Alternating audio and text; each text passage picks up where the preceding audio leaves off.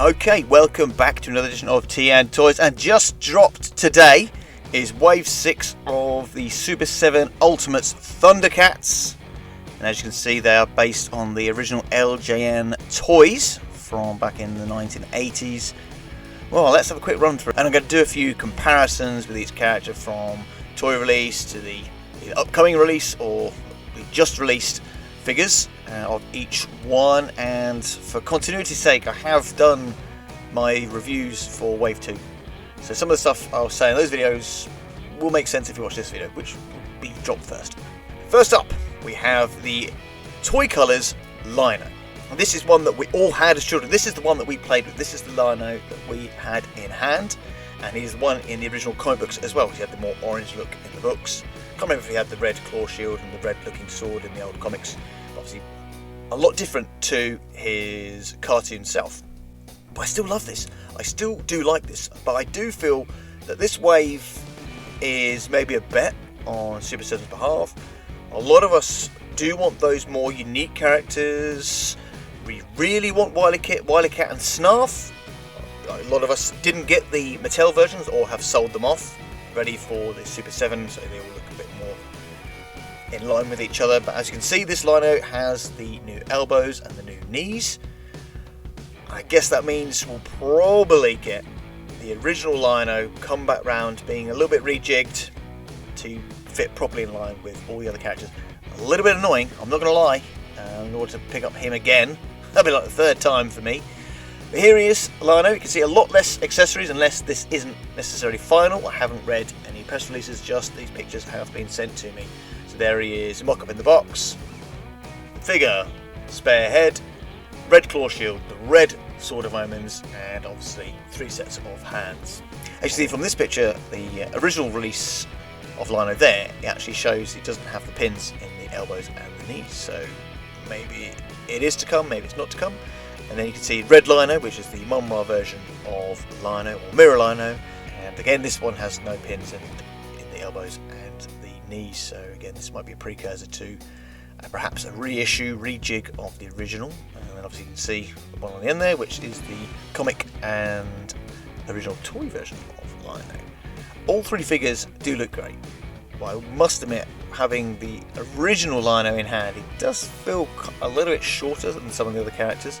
So maybe this is something that will be addressed going forward. It'll be interesting to see the height comparisons between Red Lino and the original release lino. Next up in Wave 6 is the toy version of Chatara. Now, ordinarily I don't think there's actually much of a difference between both versions of Chatara. Here, what we'll see in the next slide, obviously there she is, the mock-up in the toy box, snarling face, normal head, and she actually gets 4 sets of hands and a whole new staff. And this is them side by side. Obviously we know that that version of Chatara on the left is slightly changing, and they have shown her on Super 7 videos, and you can see here there's a lot less accessories that are coming with these toy versions of the characters. But for me, there's not enough difference between these two to fully warrant there being a toy release version of Chatara. I think there are other characters a lot more worthy, like Groon comes to mind instantly.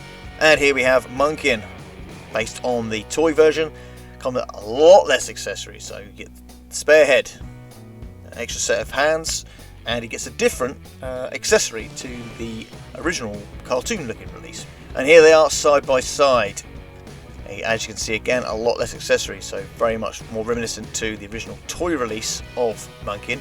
But the good thing with Monken is this could be your army builder.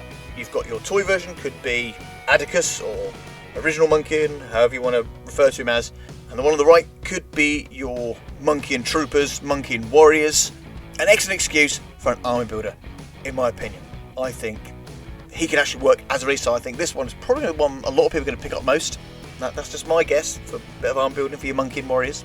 And the 4th figure in the Super 7 Ultimates line is Toy Mumm-Ra. Now I love playing Toy Mumm-Ra, and on my review for the cartoon version of Mumm-Ra, I did actually say I did want the black sword and the crooked dagger, and this one comes with them. I would probably just prefer these accessories. I don't have much of a care to want this version of Mumm-Ra, although it is the one I grew up with, but I'm happy I've got the cartoon version of him. So yeah, interesting wave. This one should have come with the toy looking Mumm-Ra, but as you can see they've really reined in all the extra accessories. And I must admit, looking at some of those other releases, like some of the gems and the tools and bits from the cartoon series are nice to haves, but they're not necessities. They could be done as a accessories pack if you want it. But if it brings down the price, great. But I actually didn't check the price on this set, so I'm guessing it's probably about the same, £50 a pop.